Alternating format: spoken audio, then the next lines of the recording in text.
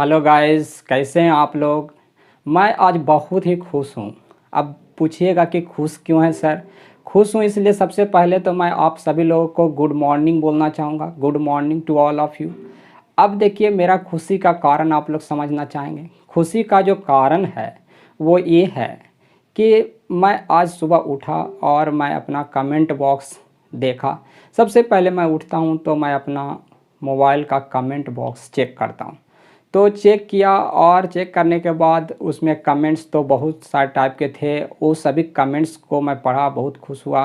कुछ बच्चे ने लिखा कि ऑसम वीडियो है सर, आपने तो कमाल कर दिया सर, क्या गजब का आप सॉल्व क्वेश्चंस करा रहे हैं सर। तो एक विद्यार्थी ये बोले कि जल्द ही सर आप हिट करिएगा। तो ये सभी कमेंट से मुझे उतना खुशी नहीं मिला जितना कि ये कमेंट पढ़ करके मुझे खुशी हुआ। आप पूछिएगा कि वो कमेंट क्या था जिससे आपको इतना खुशी हुआ। उस कमेंट में एक्चुअली पूछा गया था मुझसे कि सर जब मैं प्रॉब्लम बनाने के लिए बैठता हूँ तो सर मुझसे बहुत ज़्यादा प्रॉब्लम होता है। मुझे ये समझ में नहीं आता है कि कैसे पहचानूँ कि ये वन वन ऑन्टो फंक्शन है, वन वन इंटू फंक्शन है, मेनी वन ऑन्टो फंक्शन है या मेनी वन इंटू फंक्शन है। तो उनका समस्या ये है कि उनको टाइप ऑफ फंक्शन समझने में बहुत ही ज़्यादा प्रॉब्लम होता है। काफ़ी मेहनती, बहुत जुझारू किस्म के स्टूडेंट हैं। कह नहीं सकते हैं उनके बारे में कितना जुझारू हैं वो, और आईआईटी का प्रिपरेशन करते हैं, लेकिन उनके साथ ये समस्या। तो मैं इस समस्या को सुन करके, यानी ये कमेंट को सुन करके बहुत खुश हुआ। अब खुश कमेंट को सुन करके क्यों हुआ, तो इसलिए खुश हुआ कि मुझे लगा कि चलिए आप लोग मेहनत तो कर रहे हैं, बहुत मेहनत कर रहे हैं, तब तो आप लोग के साथ समस्या हुआ। क्वेश्चंस बनाइए और समस्या ना हो, इसका मीनिंग है कि आप कुछ लर्न नहीं कर रहे हैं, यानी आप प्रोग्रेस नहीं कर रहे हैं। आपके साथ अगर कोई किसी भी टाइप का प्रॉब्लम बनाते समय दिक्कतें आती है, इसका मीनिंग है कि आप तरक्की कर रहे हैं। तो मैं इसीलिए खुश हुआ कि आप लोग मेरे इस पढ़ाई से, ऑनलाइन स्टडी से काफ़ी कुछ सीख रहे हैं और काफ़ी ज़्यादा आप लोग में इम्प्रूवमेंट हो रही है। तो ये बात काफ़ी दिल को छू जाता है कि चलो मेरा पढ़ाई आप लोग के लिए कुछ तो काम आ रहा है।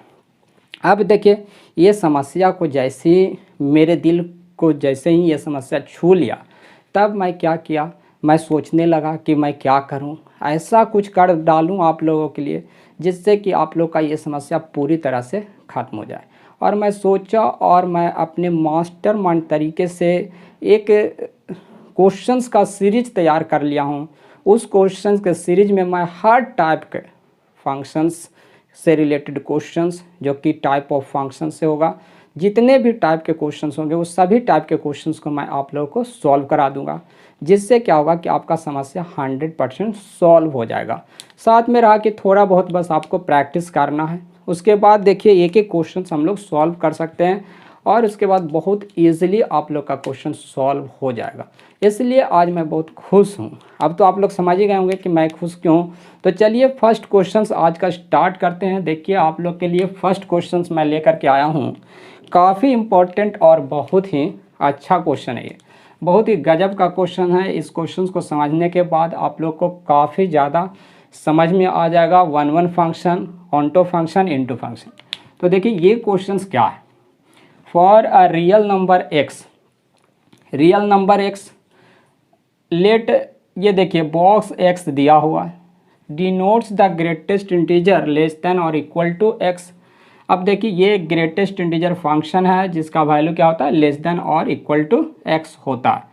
अब let f be a function from real to real. कैसा फंक्शन दिया हुआ है, रियल वैल्यूड फंक्शन दिया हुआ है। Be defined by f x is equal to 2x plus greatest integer x plus sine x into cos x।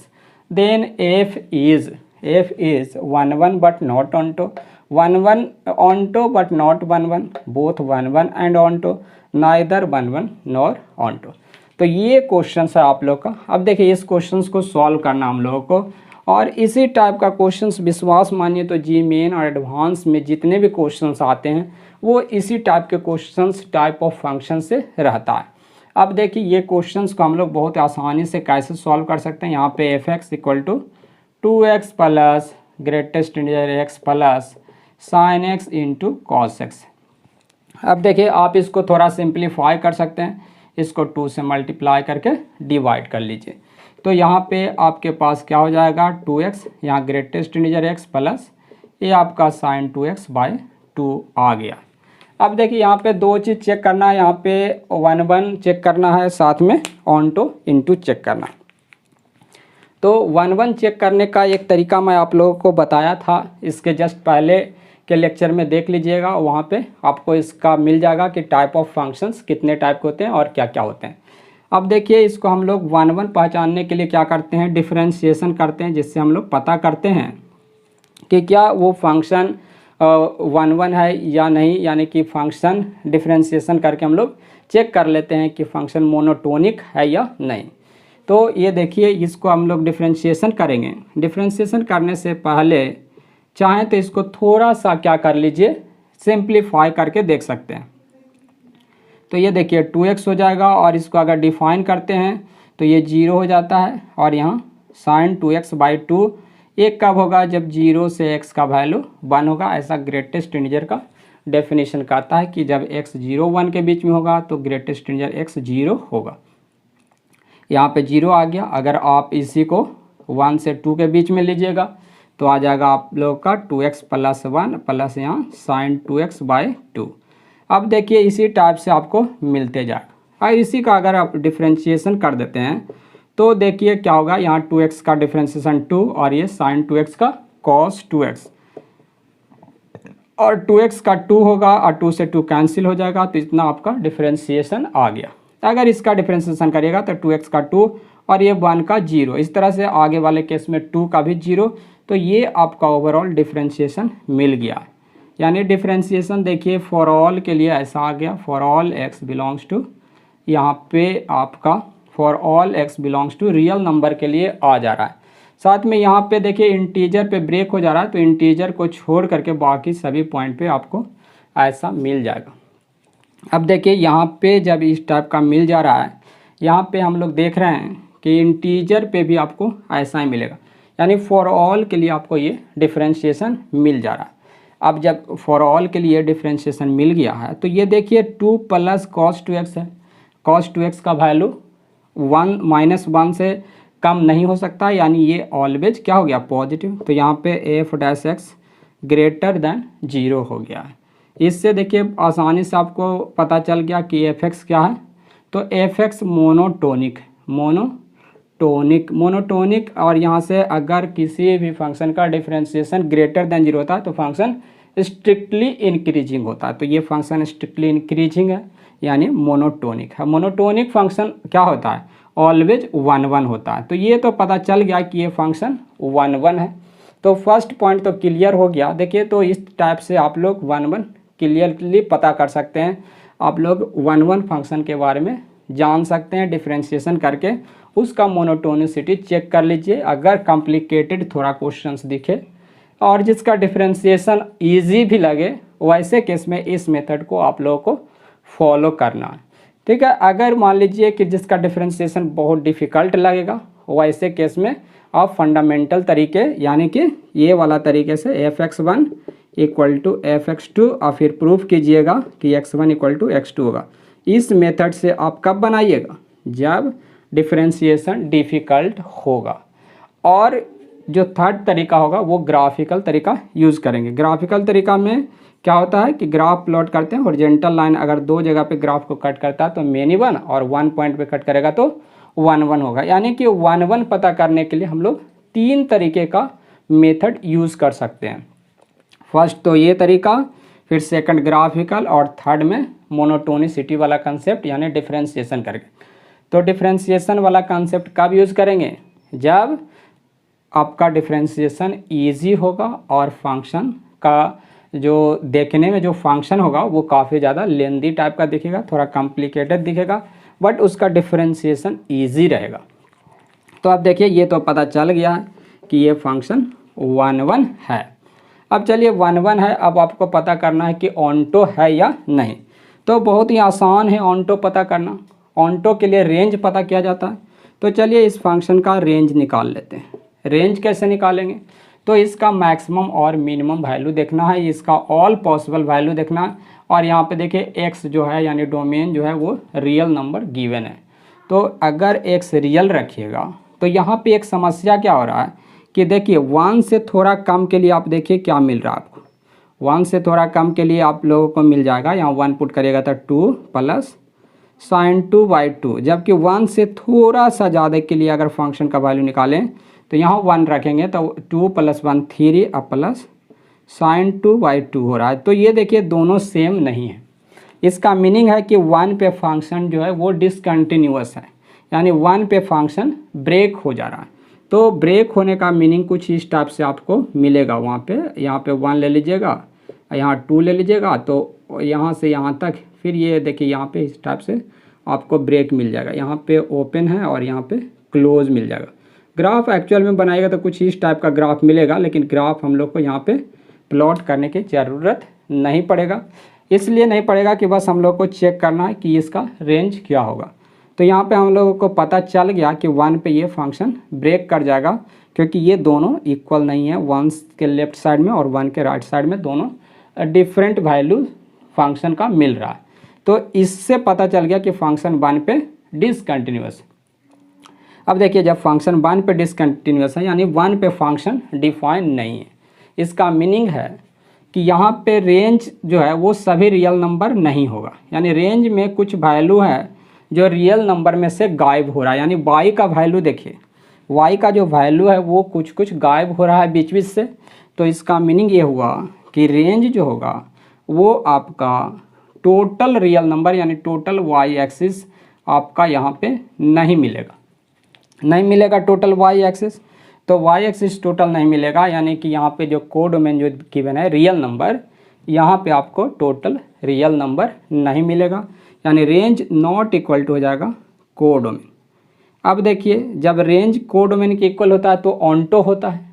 यहाँ range codomain के equal नहीं है यानी इनटू हो गया। अब पहले आपको पता चल गया कि 1 1 है, तो 1 1 एंड इनटू 1 1 एंड इनटू, इस तरीके से देखिए कितना आसानी से हम लोग इस क्वेश्चन को सॉल्व कर लिए। बहुत ज़्यादा कुछ करना नहीं था।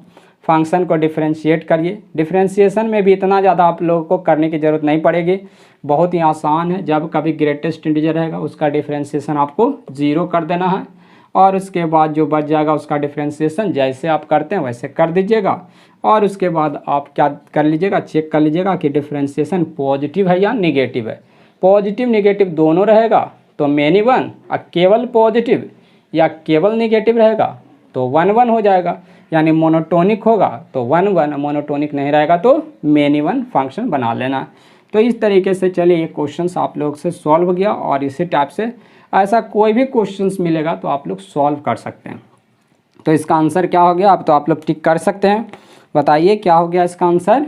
तो इसका आंसर हो गया 1 1 बट नॉट ऑन्टो। तो ये 1 1 है लेकिन ऑन्टो नहीं है, यानी 1 1 एंड इनटू फंक्शन है। तो चलिए इसको नोट कर लीजिए। नेक्स्ट क्वेश्चंस की तरफ बढ़ते हैं और देखते हैं कि क्या है नेक्स्ट क्वेश्चन। तो देखिए यहाँ पे हम लोग नेक्स्ट क्वेश्चंस को डिस्कस करेंगे। नेक्स्ट क्वेश्चंस आपके सामने है और वो है number of ordered pair a b. यहाँ पे a b ordered pair find करना है फ्रॉम सेट। यहाँ पे देखिए ए और बी का जो वैल्यू सेलेक्ट कीजिएगा वो आपको सेट ए में से सेलेक्ट करना, सो दैट फंक्शन इतना, यानी फंक्शन दिया हुआ है आपके सामने दिख रहा है कि f x equal to x³ plus ay2x² plus bx plus 10। ये फंक्शन क्या होना चाहिए, इज़ एन इंजेक्टिव मैपिंग, यानी कि वो फंक्शन कैसा होना चाहिए। तो इंजेक्टिव, इंजेक्टिव का मीनिंग क्या होता है, 1 1 होना चाहिए। इंजेक्टिव 1 1 का ही दूसरा नाम है। तो हम लोगों को ये फंक्शन 1 1 फंक्शन होना चाहिए। उसके लिए क्या करना है, ordered pair a b find करना। तो देखिए अभी अभी मैं बताया था कि 1 1 फंक्शन का मीनिंग क्या होता है, मोनोटोनिक होता है। तो चलिए फंक्शंस को देखिए, इस क्वेश्चंस को आप लोग कैसे सॉल्व कर सकते हैं, बहुत इजी है ये भी। तो यहाँ पे सबसे पहले उस फंक्शन का कर लीजिए डिफरेंशिएशन।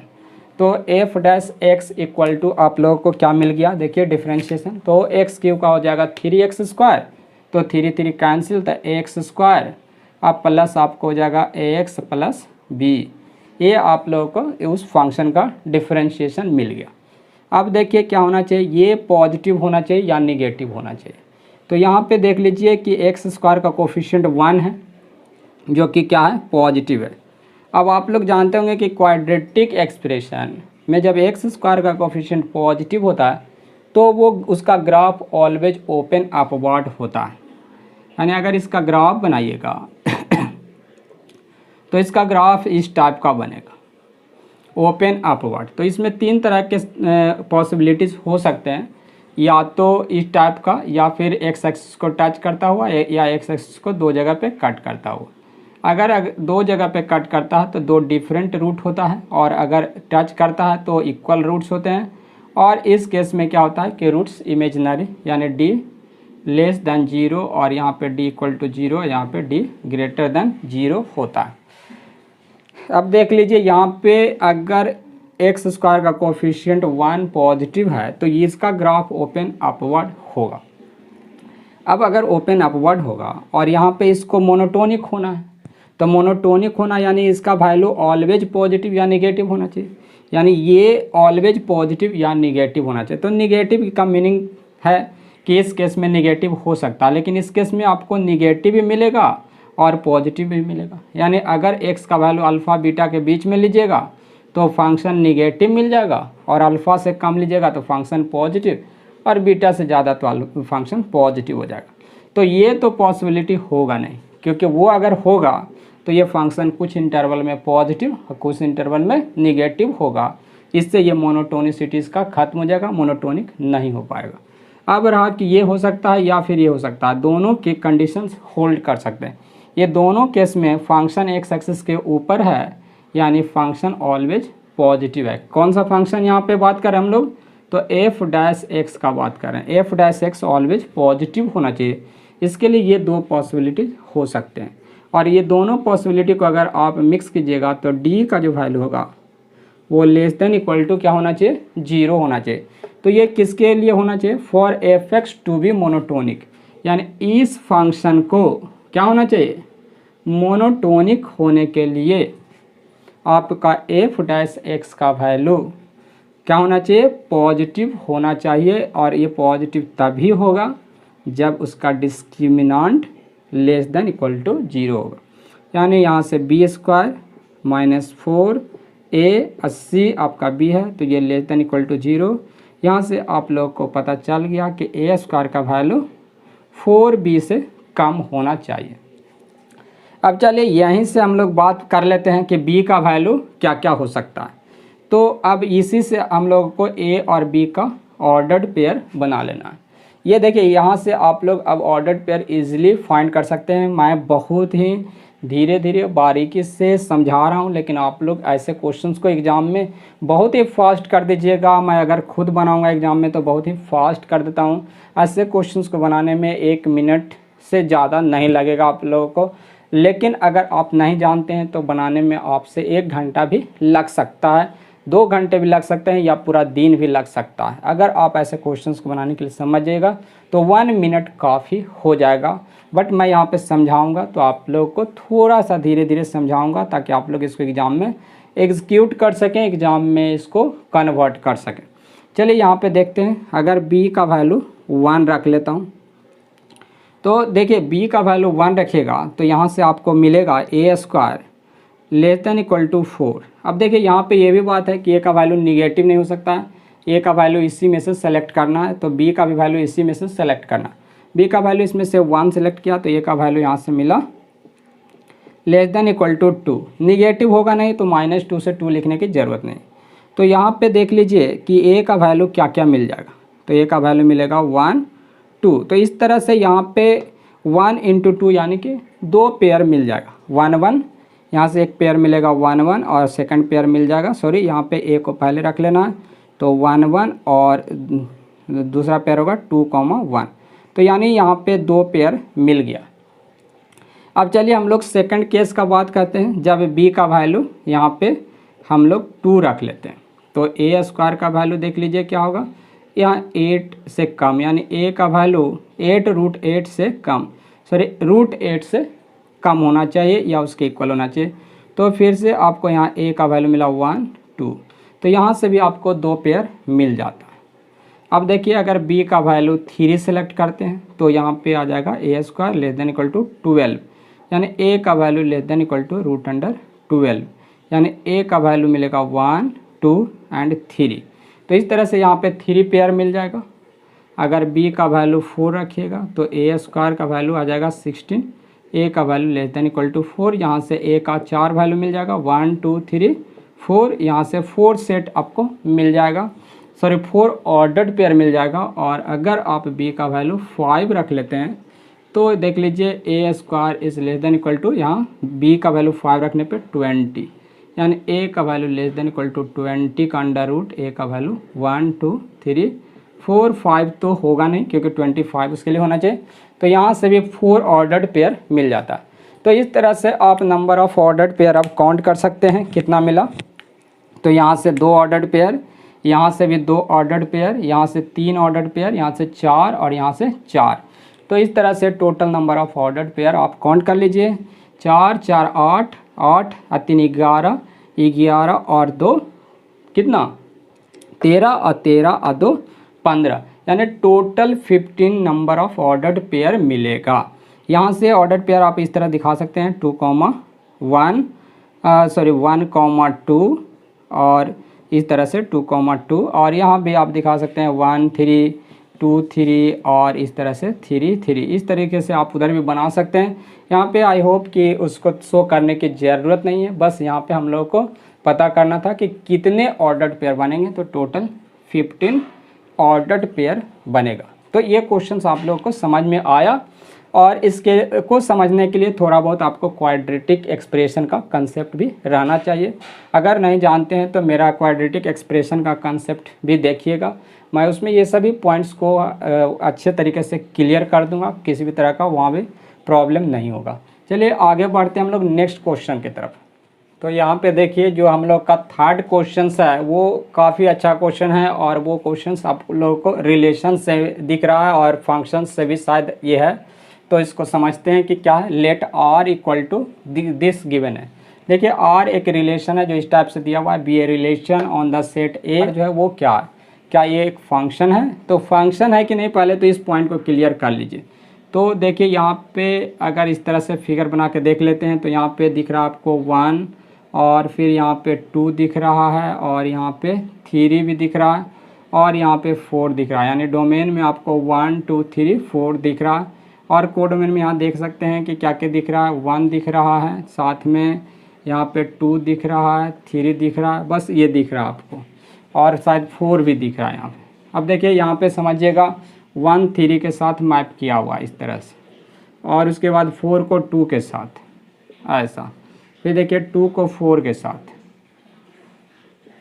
और फिर 3 को यहाँ पे 1 के साथ, और यहाँ पे कुछ और दिख रहा है। यहाँ पे और एक दिख रहा है जो काफ़ी इंपॉर्टेंट है, 2 को 3 के साथ भी मैपिंग करा दिया गया। 2 को किसके साथ मैपिंग कराया गया, 3 के साथ।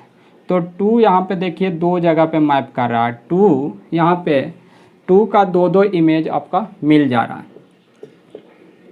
अब बताइए आप लोग में से सभी लोग जानते हैं कि फंक्शन में एक एलिमेंट का केवल एक ही इमेज होना चाहिए, 2 इमेज नहीं होना चाहिए, जबकि 2 का यहाँ पे 2 इमेज हो रहा है। तो यहाँ से क्लियरली आप लोगों को पता चल गया कि ये रिलेशन है, फंक्शन नहीं है। तो सबसे पहला पॉइंट तो आप लोगों को क्लियर हुआ कि इट इज़ रिलेशन। तो रिलेशन है या फंक्शन हम लोग को पहले तो ये पता करना था, तो इट इज़ रिलेशन। अब रिलेशन में कौन सा रिफ्लेक्सिव है, सिमेट्री है या ट्रांजिटिव है, ये इस बात को पता करना। तो ये भी काफ़ी इजीली हम लोग पता कर सकते हैं, देखते के साथ आप जान सकते हैं। फिर देखिए रिफ्लेक्सिव का मीनिंग अगर इसमें रिलेशन डिफाइन किए हैं तो 1 1 होना चाहिए, तो 1 1 इसमें दिख नहीं रहा, तो रिफ्लेक्सिव तो है नहीं, तो रिफ्लेक्सिव कैंसिल। उसके बाद सेकंड पॉइंट देख लीजिए कि ट्रांजिटिव है, सिमेट्रिक है कि नहीं। तो 1 3 का उल्टा 3 1 होना चाहिए, तो इसमें कहीं 3 1 है, हाँ यहाँ पे 3 1 है। 4 2 का उल्टा 2 4 भी है, और 2 3 का उल्टा यानी कि यहाँ पे अगर फंक्शन में सॉरी रिलेशन में 2 3 है तो 3 2 को भी रहना चाहिए था, जबकि यहाँ पे कहीं भी 3 2 नहीं दिख रहा, यानी ये सिमेट्रिक भी नहीं है। तो 2 तरह से तो कैंसिल हो गया कि सिमेट्रिक नहीं है, तो यहाँ ऑप्शन है नॉट सिमेट्रिक, तो ये ऑप्शन तो करेक्ट है, तो उसको टिक कर लीजिए। रिफ्लेक्सिव तो ये तो गलत हो गया। अब ट्रांजिटिव चेक करते हैं। कि ट्रांजिटिव है या नहीं। ट्रांजिटिव के लिए 1 बाई 1 चेक करना पड़ता है। तो पहले 3 का देखिए कि कहीं पे 3 है, यहाँ पे 3 है, तो 3 को हटा देने से 1 1 होना चाहिए था इसमें। अब देखिए यहाँ पे 1 1 नहीं है, यहाँ पे 1 3 रिलेशन में है, एंड देख सकते हैं 3 1 भी रिलेशन में है। तो ये दोनों है, तो अगर ये ट्रांजिटिव होता तो 1 1 भी रिलेशन में होता, जबकि 1 1 रिलेशन में नहीं है। इसका मीनिंग है कि ये ट्रांजिटिव नहीं है, और यहाँ ट्रांजिटिव लिखा हुआ है तो वो गलत हो गया। इस तरह से केवल सी सही ऑप्शन है। तो ऐसे क्वेश्चंस को हम लोग बहुत ही फास्ट सॉल्व कर सकते हैं। नेक्स्ट क्वेश्चन की तरफ मूव करें। तो यहाँ पे देखिए नेक्स्ट टाइप का जो क्वेश्चन हम लोग को दिख रहा है वो इस टाइप का क्वेश्चन दिख रहा है। यहाँ पे कैसा क्वेश्चन है देखिए, a real valued function f x satisfy the functional equation this where a is given constant and f zero equal to 1 given है and f of 2a minus x is, इसका वैल्यू कहता है calculate कीजिए। यानी ये questions काफ़ी different और functional equation का क्वेश्चन है। अब देखिए फंक्शनल इक्वेशन का एक क्वेश्चन है और इसको हम लोग को सॉल्व करना है। साथ में f zero equal to 1 given है, साथ में f of 2a minus x का वैल्यू आपको फाइंड करने का रहा। तो ऐसे क्वेश्चंस को हम लोग कैसे सॉल्व करेंगे। तो यहाँ पे जो फर्स्ट पॉइंट है, इस फंक्शनल इक्वेशन को आप लोग को यूज़ करना है। अब देखिए यहाँ पे कैसे इसको यूज़ करेंगे, तो यहाँ पे देखिए आप सॉल्व कर सकते हैं बहुत ही आसानी से। तो यहाँ पे ऑप्शन कुछ इस टाइप का दिया हुआ है, फंक्शन के फॉर्म में गिवन है f of 2a minus x. तो ऐसा कीजिए कि सबसे पहले आप लोग इस फंक्शन में जब कभी ऐसा क्वेश्चन मिलेगा तो इस तरह के फंक्शंस के लिए ज़्यादा कुछ दिमाग नहीं लगाना है, बस हीट एंड ट्रायल तरीके से एक्स वाई का वैल्यू पुट करके आपको फंक्शंस कैलकुलेट करना रहता है। जैसे कि देखिए यहाँ पे अगर हम लोग देखें कि एफ जीरो 1 दिया हुआ है, तो ऐसा करते हैं कि एक्स के जगह पे 0 पुट कर देते हैं और वाई की जगह पे एक्स अगर पुट कर देते हैं तो देखिए क्या मिलता है। ऐसा पुट करके सोचते हैं कि क्या होता है, तो देख लीजिए क्या होता है। तो यहाँ माइनस एक्स और इधर आ जाएगा आपका 0 और यहाँ मिल जाएगा एक्स और यहाँ पे मिल जाएगा आपका एफ ऑफ ए और उधर मिल जाएगा f of a plus x. तो कुछ इस टाइप का मिल रहा है। अब देखिए यहाँ पे आप लोग एफ ऑफ 0 का वैल्यू 1 दिया हुआ है, उससे आप यहाँ पे लिख सकते हैं एफ ऑफ एक्स, और एफ ऑफ ए नहीं मालूम है, एफ ऑफ ए मालूम यहाँ पे नहीं चल रहा है, और यहाँ इस टाइप का रिलेशन मिल गया है। अब हम लोग चाहते हैं कि एफ ऑफ ए भी हम लोग को मिल जाए। तो एफ ऑफ ए अगर निकालना चाहते हैं तो एक्स के जगह पे 0 पुट कर देते हैं। एक्स के जगह पे अगर 0 पुट करते हैं तो ये क्या हो जाता है, देखिए एफ ऑफ 0, यहाँ से एफ ऑफ 0 और यहाँ से एफ ऑफ ए, और यहाँ भी एफ ऑफ ए मिल जा रहा है। अब देखिए यहाँ से एक कैंसिल हो जा रहा है, इससे आप लोगों को पता चला कितना आ गया। यहाँ पे हम लोग को जो मिल रहा है वो ये मिल रहा है कि f square a equal to 0, यानी यहाँ से पता चल गया कि एफ ऑफ ए का वैल्यू 0 होगा। तो ये तो मैं पता कर लिया कि एफ ऑफ ए का वैल्यू 0 होगा, और एफ ऑफ ए इधर गिवन था कि एफ ऑफ ए जो है वो एक कांस्टेंट है, given constant, where a is a given constant. तो कांस्टेंट ए पे फंक्शन का वैल्यू 0 मिल गया। तो ये पॉइंट आप लोग को समझ में आया। तो यहाँ से हम लोग को 2 वैल्यू मालूम है, एफ ऑफ 0 पे 1 और एफ ऑफ ए पे 0। अब देखिए हम लोग क्या करेंगे कि ये जो गिवन एक इक्वेशन है, यानी आइडेंटिटी जो है, ये जो फंक्शनल इक्वेशन जिसको हम लोग बोलते हैं गिवन है, इसी में अब हम लोग सोचिए कि हम लोग को क्या फाइंड करना। हम लोग को फाइंड करना F of 2a minus x. तो अब ऐसा करते हैं कि x के जगह पे अगर हम लोग a पुट करें और y के जगह पे हम लोग x पुट कर दें तो क्या मिल जाता है। चलिए ऐसा करते हैं, तो नाउ पुट करते हैं, इसको 1 मान लीजिएगा,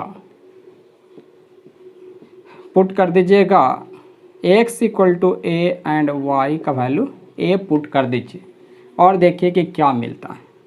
तो सॉरी y के जगह पे x पुट कर दीजिए, तो मिल जाएगा f of a minus x equal to f of a, और यहाँ से f of x minus f of a minus a करिएगा तो यहाँ पे आ जाएगा 0, और यहाँ पे f of a plus x मिल जाएगा। ठीक है, इतना मिल गया। अब देखिए क्या करते हैं, एफ ऑफ ए का वैल्यू सॉरी एफ ऑफ 0 का वैल्यू 1 आपको पुट कर देना। तो ये तो 1 हो जाएगा, तो इसको आप हटा दीजिए यहाँ से, ऐसे लिख लीजिए। अभी एफ ऑफ ए का वैल्यू 0 है, तो ये भी आपको ख़त्म हो गया। तो इस तरीके से हम लोग कह सकते हैं कि हम लोगों को अभी तक क्या मिला है और जो वैल्यू मिला है उसको याद रखिएगा। तो यहाँ पे हम लोगों को कुछ इस टाइप से देखिए मिल गया। यहाँ पे ये तो 0 हो चुका है, तो यहाँ मिल गया f of a minus x equal to minus f of a plus x, ऐसा रिलेशन मिल गया। ये देखिए यहाँ से रिलेशन मिल चुका है वो हम लोगों को। तो ये रिलेशन जैसे ही मिला, अब हम लोग इसको यहाँ लिख लिए। अब क्या फाइंड करना है, f of 2a minus x. तो क्या करिएगा, यहाँ पे फिर से आप पुट कर दीजिए, यानी रिप्लेस करेंगे किसको, एक्स को किससे, ताकि आपका 2a माइनस एक्स हो जाए। तो एक्स को a माइनस, अगर आप x माइनस ए से रिप्लेस करते हैं तो क्या हो जाता है। तो यहाँ पे देख सकते हैं एफ ऑफ a, और यहाँ पे लिख सकते हैं x माइनस ए, ठीक है, और उसके बाद राइट साइड में माइनस एफ ऑफ ए, और इसके जगह पे x minus A.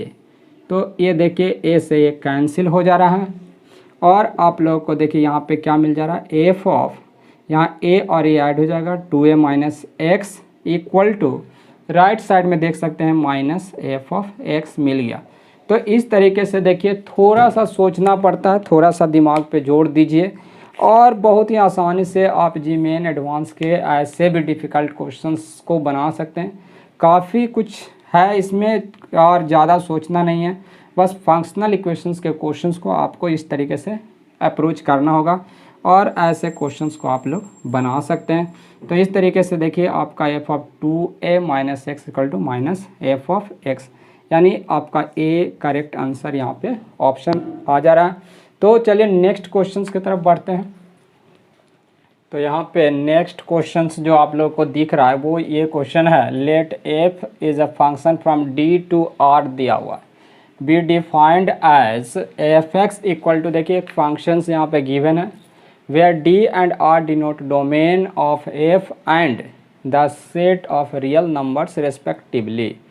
If f is surjective mapping then the complete range of a is, तो यहाँ पे a का complete range फाइंड करना, यानी a का वैल्यू फाइंड करना है, सो दैट कि ये फंक्शन कैसा होना चाहिए, सर्जेक्टिव फंक्शन होना चाहिए।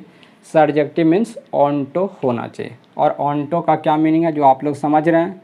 ऑन्टो का मीनिंग होता है range equal to codomain, range equal to codomain, और यहाँ पे रेंज और सॉरी कोडोमेन क्या गिवन है, आर गिवन है, यानी रियल नंबर गिवन है। तो यहाँ पे रेंज जो होगा वो रियल नंबर होना चाहिए, यानी यहाँ पे जो फंक्शन यानी एफ एक्स का वैल्यू है, यानी वाई का जो वैल्यू होगा वो वैल्यू आप लोगों को क्या मिलेगा, वो वैल्यू रियल नंबर होना चाहिए, यानी वाई का वैल्यू यहाँ पे रियल नंबर होना चाहिए।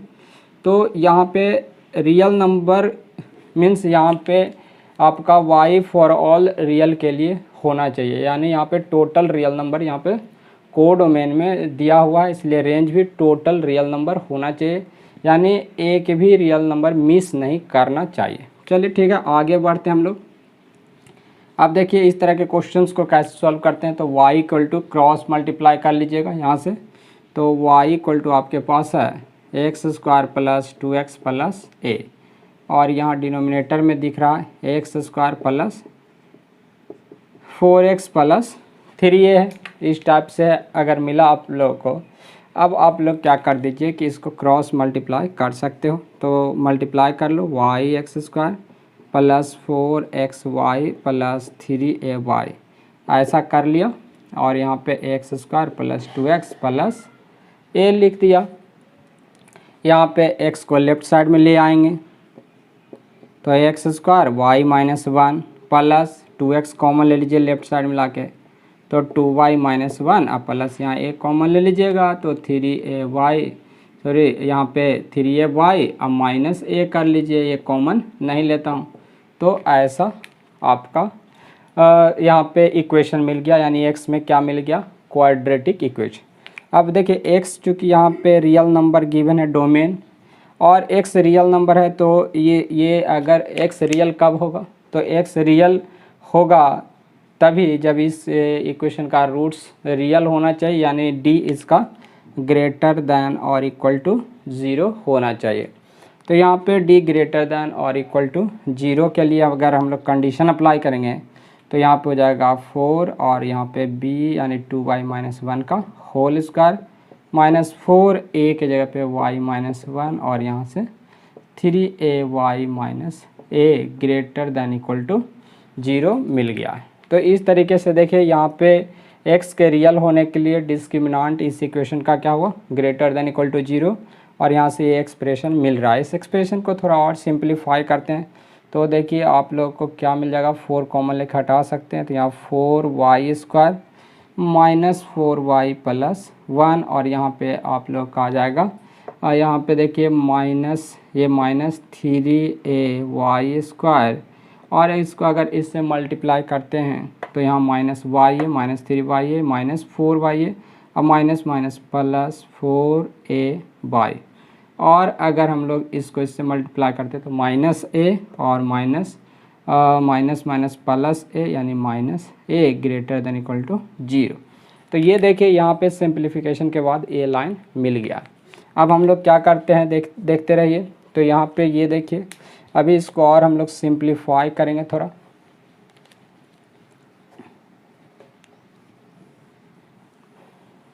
तो सिंप्लीफाई करने से कैसा मिल जाएगा, देखिए यहाँ पे कॉमन ले लेंगे वाई स्क्वायर, तो वाई स्क्वायर कॉमन ले लिया तो यहाँ 4 माइनस 3a, और फिर यहाँ पे देख सकते हैं क्या मिल रहा है 4y और यहाँ 4ay, 4a common 4y common यानी कि 1 माइनस a, और यहाँ पे भी 1 माइनस a। तो इस तरीके से आपका ये इनइक्वलिटी मिल गया है। अभी देखिए इस इनइक्वलिटी में क्या है, y क्या है, टोटल रियल नंबर है, यानी कि y का वैल्यू रियल नंबर है, और उसमें भी एक रियल नंबर नहीं, फॉर ऑल रियल, यानी कि y का वैल्यू क्या है, रियल नंबर है, ऑल पॉसिबल रियल वैल्यूज़ हैं। अब देखिए यहाँ पे y चूँकि एक रियल नंबर है, और यहाँ पे वाई स्क्वायर का कोफिशिएंट ये कितना है 4 माइनस 3a है, और ये एक्सप्रेशन देखिए क्या है, ग्रेटर देन इक्वल टू 0 है। यानी ये expression greater than equal to 0 कब है, y के सभी रियल वैल्यू के लिए है। y का एक भी वैल्यू रियल ऐसा नहीं है जिसके लिए इसको निगेटिव होना चाहिए, यानी इसको पॉजिटिव होना चाहिए। इस एक्सप्रेशन को समझिएगा, यहाँ पे ये जो एक्सप्रेशन है इस एक्सप्रेशन को ऑलवेज पॉजिटिव होना चाहिए, और यहाँ पे ये पॉजिटिव तभी होगा जब इसका ग्राफ ऐसा आप बनाइएगा। अगर आप इसका ग्राफ को इस टाइप से बनाइएगा यानी कि रियल रूट बनाइएगा तो निगेटिव पॉजिटिव दोनों हो जाएगा, तो ये तो होगा नहीं, तो ये ग्राफ आपका होगा। इसमें आप एक पॉसिबिलिटी ये कर सकते हैं कि ये इस टाइप से बना सकते हैं क्योंकि इक्वलिटी के लिए। तो यहाँ पे अगर ये दोनों केस कंसीडर करते हैं तो इस केस में डी निगेटिव और इस केस में डी इक्वल हो जाएगा। तो यहाँ पे फर्स्ट पॉइंट तो ये होगा कि ये पॉजिटिव होगा, और सेकंड पॉइंट ये होगा कि डी लेस दैन और इक्वल टू 0 होगा। तो यहाँ से देखिए क्या क्या मिल रहा है, यहाँ से आप लोग को मिल जाएगा a का वैल्यू लेस दैन 4/3। तो ये आप इसको इनइक्वलिटी नंबर 1 नेम दे दीजिए, और इसका d को लेस दैन इक्वल टू 0 को सॉल्व करिए। तो यहाँ से क्या मिल रहा है देख सकते हैं, b square minus 4ac 1 minus a, ये आपका लेस दैन इक्वल टू 0।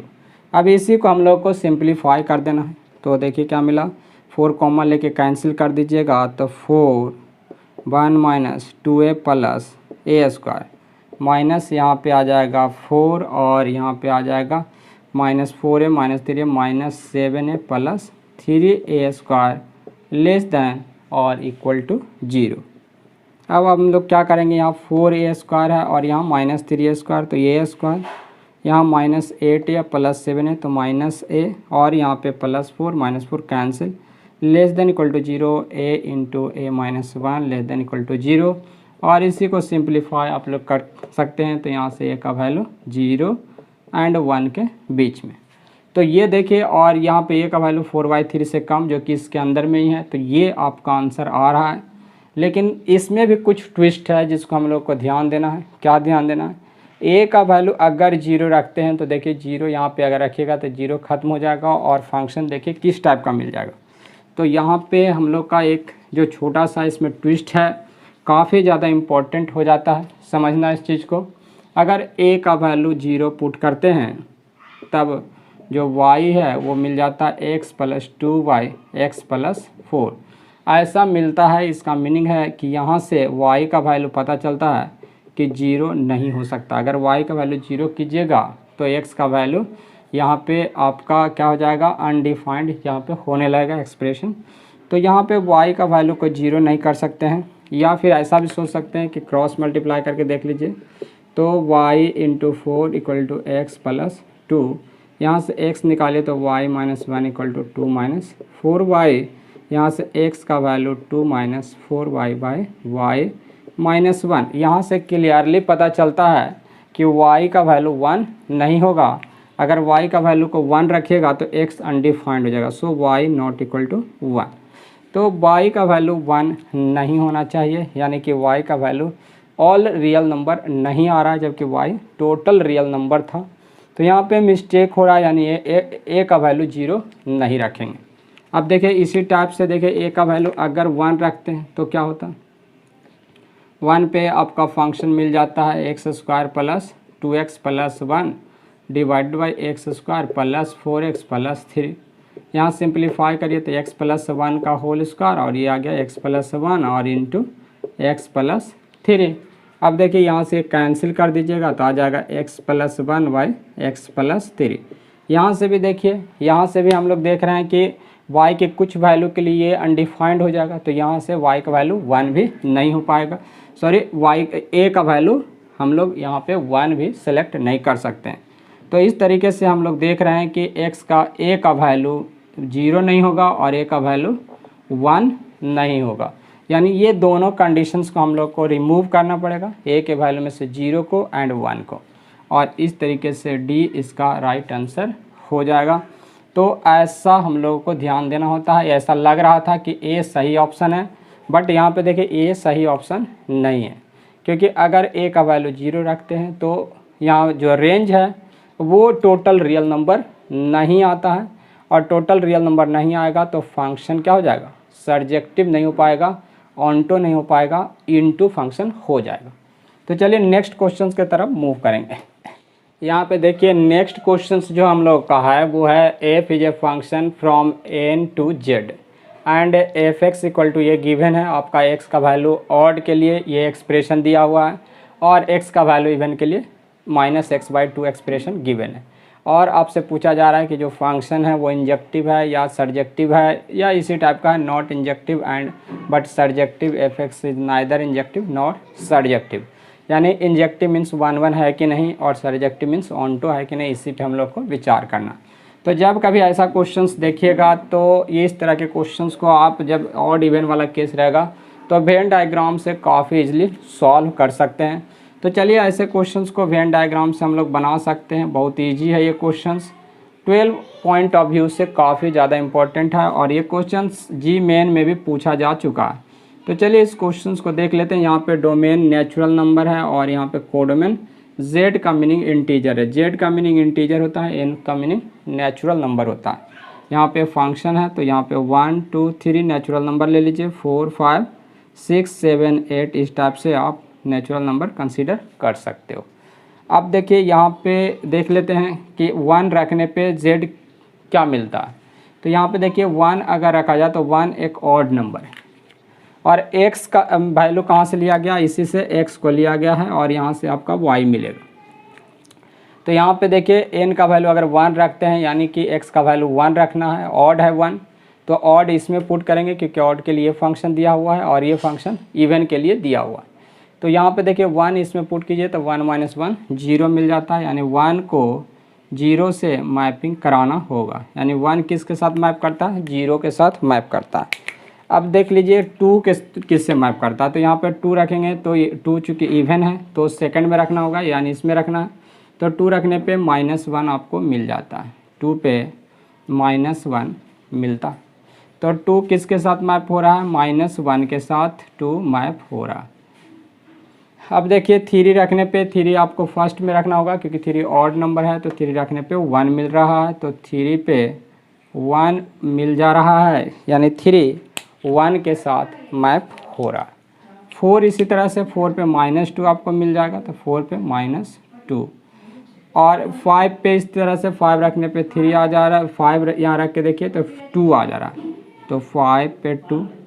इस तरह 6 पे देखिए, 6 पे -3, तो 6 पे -3 मिल जा रहा है।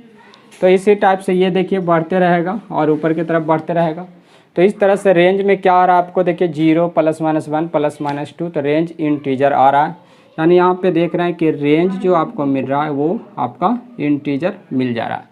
यानी किसके इक्वल हो रहा है, कोडोमेन के इक्वल हो जा रहा है, और रेंज कोडोमेन इक्वल होता है तो फंक्शन ऑनटो हो जाता है। साथ में देखिए डोमेन का प्रत्येक एलिमेंट का केवल एक एक इमेज ही है, यानी 1 to 1 मैपिंग हो रहा है, तो ये फंक्शन 1 हो गया। तो इस तरह कह सकते हैं कि ये 1 है एंड ऑनटो है, तो 1 एंड ऑनटो। इस तरह से ये फंक्शन इंजेक्टिव भी है और सब्जेक्टिव भी है, मीन्स ये फंक्शन बाइजेक्टिव है। तो f(x) इज़ बाइजेक्टिव, तो बाइजेक्टिव इसमें आप टिक कर दीजिए, बहुत ईजी था बाइजेक्टिव टिक करना था। तो नेक्स्ट क्वेश्चंस की तरफ मूव करते हैं। नेक्स्ट क्वेश्चंस जो हम लोग का है वो है let f is a function फ्रॉम r to r और f(x) = 2x plus modulus of cos x, then f is, तो अब f क्या होगा 1 and into 1 and onto, many 1 and into, या मैनी 1 एंड ऑनटू। तो चलिए ये क्वेश्चंस काफ़ी ज़्यादा इजी है और ये क्वेश्चंस भी जीमेन में पूछा जा चुका है। तो देखिए यहाँ पे जो फंक्शन है आपका वो है f(x) = 2x प्लस है यहाँ पे मॉडुलस ऑफ cos x। अगर हम लोग मॉड को हटा देंगे तो देखिए बहुत ईजिली आप इसको प्लस माइनस cos x लिख सकते हैं। अब इसका हम लोग डिफ्रेंशिएशन कर लेते हैं, क्योंकि हम लोग को चेक करना है इसका मोनोटोनिसिटी। तो मोनोटोनिसिटी चेक करना, तो f' निकाल लीजिए, तो 2 और यहाँ cos का माइनस होता है डिफ्रेंशिएशन, तो माइनस, और माइनस जहाँ पे होगा वहाँ पे प्लस, और cos का डिफ्रेंशिएशन sin x। तो इस तरह से देखिए f' का वैल्यू 2 ± sin x आया। तो 2 जो है वो sin x से क्या होता है, ऑलवेज बहुत ही ज़्यादा होता है। तो इस तरह से ये ऑलवेज क्या हो गया, पॉजिटिव हो गया, यानी f' आपका पॉजिटिव इम्प्लाई क्या करेगा, इम्प्लाई कर देगा f(x) जो होगा वो एक मोनोटोनिक फंक्शन होगा, यानी स्ट्रिक्टली इंक्रीजिंग होगा।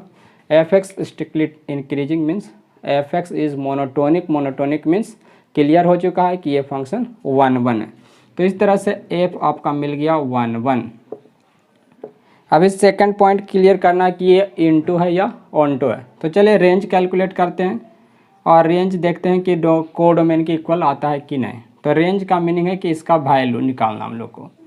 तो देखिए इसका मैक्सिमम और मिनिमम वैल्यू पता कर लेते हैं, क्योंकि ये 2x और cos x दोनों कंटिन्यूस फंक्शन है, तो मिनिमम मैक्सिमम इसका रेंज होगा। तो यहाँ पे देखिए x रियल नंबर गिवन है, तो रियल वैल्यू के लिए अगर हम लोग कैलकुलेट करेंगे तो क्या आ जाएगा, रियल वैल्यू के लिए यहाँ पे x -∞ पे f(x) मिलेगा आपको -∞, और अगर +∞ रखेगा तो मिलेगा +∞।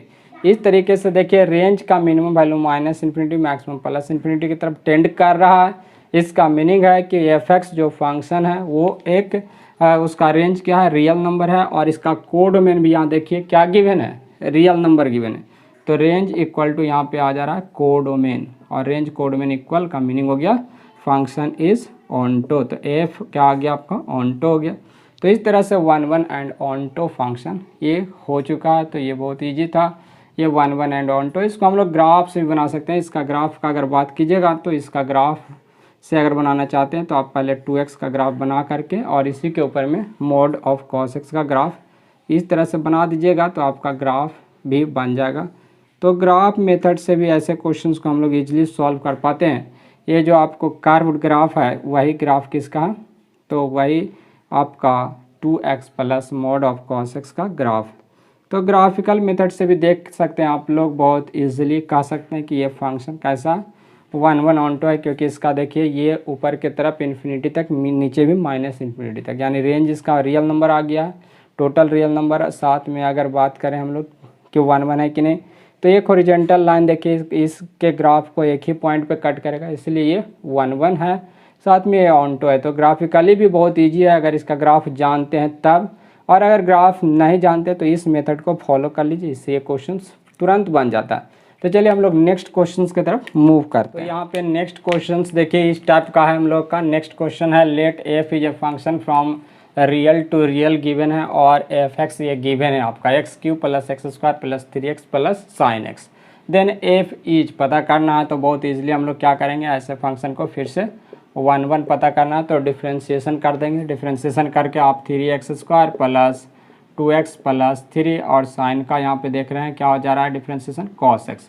तो इस तरीके से सब फर्स्ट तो आप इसका डिफ्रेंशिएशन कर लीजिए। अब यहाँ पे इसको हम लोग परफेक्ट स्क्वायर में चेंज करने का कोशिश करेंगे। देखिए 3 कॉमन ले लीजिएगा तो x square plus 2/3x plus 1 यहाँ पे आ जा रहा है प्लस cos x मिल जा रहा है। अब क्या करिएगा, यहाँ पे a प्लस बी के होल स्क्वायर वाले फार्मूला पे इसको एडजस्ट कर दीजिए। X square plus 2 into x into 1/3 और क्या करेंगे, यहाँ पे 1/3 है तो 1/3 का होल स्क्वायर यानी 1/9 ऐड करेंगे।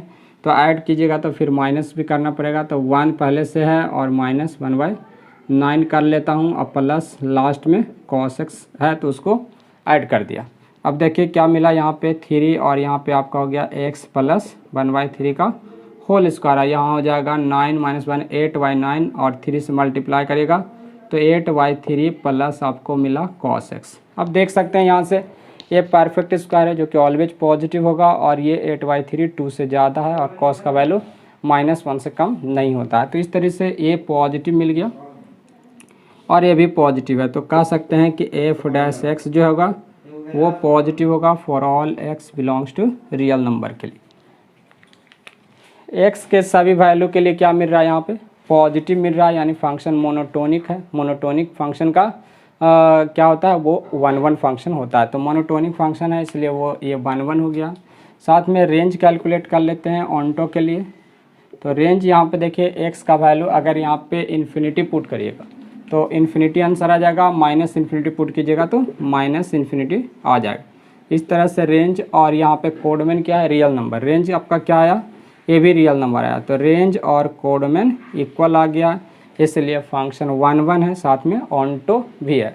तो 1 1 and onto is the right answer, तो बी इसका करेक्ट आंसर हो गया। नेक्स्ट क्वेश्चन की तरफ मूव करेंगे। तो यहाँ पे देखिए नेक्स्ट क्वेश्चन जो है वो है which among the following relations is a function. इसमें से कौन सा रिलेशन फंक्शन है ये आप लोगों को बताना है। तो आई होप कि आप लोग इतना देर में इसका आंसर भी दे दिए होंगे अगर ग्राफ बनाना जानते हैं तो। देखिए ये एक सर्कल है तो सर्कल का फिगर इस तरह का होता है, ये एक एलिप्स है तो इसका फिगर ऐसा होता है, और ये एक पाराबोला है जिसका एक्स के अबाउट सिमेट्रिकल होगा तो ऐसा पाराबोला, और ये भी एक पाराबोला है जो कि वाई के अलोंग सिमेट्रिकल है। तो सभी का ग्राफ हम लोगों ने बना लिया है, first second third and fourth, यानी ABCD सभी का ग्राफ बन गया। ये A का ग्राफ है, ये B का है, ये C का और ये D का। अब देख करके आप लोग बता सकते हैं फंक्शन किसे कहते हैं। वैसा फंक्शन क्या होता है, एक वर्टिकल लाइन अगर ग्राफ को मोर देन 1 पॉइंट पे कट करता है तो वो रिलेशन होता है, और अगर एक वर्टिकल लाइन ग्राफ को ओनली 1 पॉइंट पे कट करता है तो वो फंक्शन होता है। तो इसमें देखिए वर्टिकल लाइन 2 जगह पे कट कर दिया, यहाँ भी 2 जगह पे कट कर रहा है, यहाँ भी 2 जगह पे कट कर रहा है, बट इसमें फंक्शंस को ग्राफ यानी वर्टिकल लाइन ओनली 1 पॉइंट पे कट कर रहा है, यानी ग्राफ को वर्टिकल लाइन एक ही पॉइंट पे कट करा, इसलिए यही फंक्शन है, बाकी सभी रिलेशन है। तो इस तरह से डी जो है, डी रिलेशन एक फंक्शन है, तो यहाँ पे D is the right option हो जाएगा। यहाँ पे डी जो है वो आपका एक फंक्शन का एग्जाम्पल है, बाकी ये सभी रिलेशंस थे। ये भी एक रिलेशन है, बट कैसा रिलेशन है, एक ऐसा रिलेशन जिसको हम लोग फंक्शन कह देंगे। तो इस तरह से ये एक फंक्शन हो गया। तो इस तरह से हम लोग इसको भी सॉल्व कर लिए। हम लोग नेक्स्ट क्वेश्चन की तरफ मूव करते हैं। यहाँ पे देखिए नेक्स्ट क्वेश्चन जो है वो है the function F from -∞ to 3, और यहाँ पे ये 0 से कितना दिया हुआ e⁻7 इसका कोडमेन गिवन है, डिफाइंड बाई f(x) = दिस, और इस तरह से गिवन है। उसके बाद आप लोगों से पूछा जा रहा है कि ये फंक्शन किस टाइप का। तो चलिए हम लोग पता करते हैं। सबसे पहले इसको हम लोग क्या करेंगे, अभी तक तो आप लोग क्लियरली समझ ही चुके होंगे कि ऐसे क्वेश्चंस का हम लोग को 1 1 अगर चेक करना होता है तो डिफ्रेंशिएशन कर लेते हैं। तो चलिए इस फंक्शन का डिफ्रेंशिएशन कर लेते हैं और देखते हैं कि क्या मिलता है। देखिए डिफ्रेंशिएशन बहुत ही सिंपल है। e to the power x का differentiation e to the power x ही होता है। तो e to the power x cube minus 3x square minus 9x plus 2 हो जाएगा। अब देखिए क्या कहते हैं इनटू, आप लोग जानते हैं कि फंक्शन ऑफ फंक्शन का ये डिफ्रेंशिएशन है। तो पहले e का हुआ, अब e के अंदर में जो फंक्शन है उसका करना पड़ेगा डिफ्रेंशिएशन। तो x क्यूब का 3x square minus 3x square का माइनस 6x माइनस 9x का माइनस 9। अब इसको हम लोग फैक्टराइज कर लेंगे, देखते हैं कितना आ जाता है। e to the power x cube और यहाँ पे आप minus 3x square minus 9x plus 2, और यहाँ पे यहाँ 3 कॉमन ले सकते हैं तो इंटू 3 कर लीजिए, और यहाँ पे आ जाएगा x स्क्वायर माइनस यहाँ पे 2x और माइनस 3। फिर इसको हम लोग को फैक्टराइज कर देना है। तो फैक्टराइज करके देख सकते हैं x square minus 3x minus x minus 3। तो इस तरीके से यहाँ पे हम लोग देख रहे हैं यहाँ प्लस x लिखना। तो x minus 3 plus x minus 3 यानी x plus 1 into x minus 3। इस तरह से आप लोग फैक्टराइज कर लीजिएगा। तो देखिए यहाँ फैक्टराइज करके आ गया x plus 1 into x minus 3। तो यहाँ पे आपको मिल जा रहा है into 3x plus 1 into x minus 3। अब देखिए यहाँ पे एक्सपोनेंशियल ऑलवेज पॉजिटिव होता है, तो ये तो हमेशा पॉजिटिव होगा। अब क्या करना, तो इसका जो साइन स्कीम होगा एफ डैश एक्स का जो साइन स्कीम होगा वो किस पे डिपेंड करेगा, इसके साइन स्कीम पे डिपेंड करेगा। तो इसका साइन स्कीम बना के देख सकते हैं आप लोग कि क्या मिल रहा है। यहाँ पे यहाँ मिल रहा है -1, यहाँ मिल रहा है +3, इधर पॉजिटिव निगेटिव और पॉजिटिव। तो इस तरीके से देख रहे हैं कि यहाँ पे अच्छा यहाँ पे डोमेन का भी बात कीजिए कि क्या है। तो डोमेन यहाँ पे एफ का डोमेन दिया -∞ टू 3। तो 3 से जस्ट पहले हम लोग को चेक करना 3 के लेफ्ट साइड में। तो देखिए 3 के लेफ्ट साइड में भी डिफ्रेंशिएशन का 2 साइन है, पॉजिटिव भी है एंड निगेटिव भी है। इसका मीनिंग है कि ये कुछ इंटरवल में यानी -∞ और -1 के बीच में फंक्शन इंक्रीजिंग है और -1 से 3 के बीच में फंक्शन डिक्रीजिंग है। इसका मीनिंग तो ये हुआ कि फंक्शन मोनोटोनिक नहीं है। मोनोटोनिक अगर फंक्शन नहीं है इसका मीनिंग है कि मेनी वन फंक्शन है। तो ये तो क्लियर हो गया कि फंक्शन मेनी वन है। साथ में यहाँ पे देखिए यहाँ पे -∞ -1 के बीच में पॉजिटिव, जो कि ये इंडिकेट कर रहा है कि फंक्शन इंक्रीजिंग है, यानी -1 पे मैक्सिमम होगा। तो यहाँ पे आप फंक्शन का मैक्सिमम वैल्यू फाइंड कर सकते हैं। -1 रख दीजिएगा एक्स का वैल्यू। एक्स का वैल्यू इस फंक्शन में -1 रखिए तो आपको मिल जाता है e टू दी पावर -1 रखने पे -1, यहाँ पे -1 रखने पे -3 प्लस 9 प्लस 2। तो देख सकते हैं कितना आ रहा है, e टू दी पावर 7 मिल गया। अब देखिए मिनिमम का बात करें तो यहाँ पे फंक्शन -∞ यहाँ पे अगर रखते हैं तो -∞, e टू दी पावर -∞ मिल जाता है 0। तो इस तरह से देखिए फंक्शन का जो मिनिमम वैल्यू है वो 0 की तरफ टेंड कर रहा है। तो इस तरीके से आप इजीली समझ सकते हैं कि रेंज फंक्शन का कितना आ गया। तो रेंज फंक्शन का 0 और maximum value e to the power 7 यानी कि ये आपका रेंज मिला। जबकि इसका कोड डोमेन देखिए कितना, तो ये सेम चीज़ यहाँ पे कोड डोमेन में भी गिवन है। तो रेंज और कोड डोमेन यहाँ पे इक्वल हो गया है, यानी फंक्शन ऑनटो हो चुका है। पहले प्रूफ हुआ कि फंक्शन मेनी वन है, सेकंड केस में हम लोग को प्रूफ किया कि फंक्शन कैसा है, ऑनटो है। तो इस तरह से फंक्शन कैसा हो गया, many one and onto, many one and onto. तो ऐसा ऑप्शन देख सकते हैं मेनी वन एंड ऑनटो, यहाँ फर्स्ट ऑप्शन ही है। तो ये फर्स्ट ऑप्शन आप टिक कर दीजिए। तो इस तरीके से आई होप कि आप लोग questions many one, one one या फिर ऑनटो या फिर इनटू का क्वेश्चंस को बना सकते हैं। अभी इसमें बहुत सारा क्वेश्चंस और भी मैं कराऊंगा। ये वीडियो काफ़ी ज़्यादा लंबा हो गया, इसलिए इसमें अब यहीं पे रुकते हैं। इसके जस्ट नेक्स्ट लेक्चर में क्वेश्चंस को हम लोग कंटिन्यू करेंगे और इससे और भी अच्छे अच्छे क्वेश्चंस बनाएंगे इसमें, और नंबर ऑफ ऑनटो फंक्शंस निकालने वाला भी क्वेश्चंस इसके जस्ट बाद वाले लेक्चर में मैं आप लोग को बताऊंगा। तो इसके जस्ट बाद का लेक्चर भी ज़रूर आप लोग देखिएगा। आज के लिए बस इतना ही। Bye to all of you.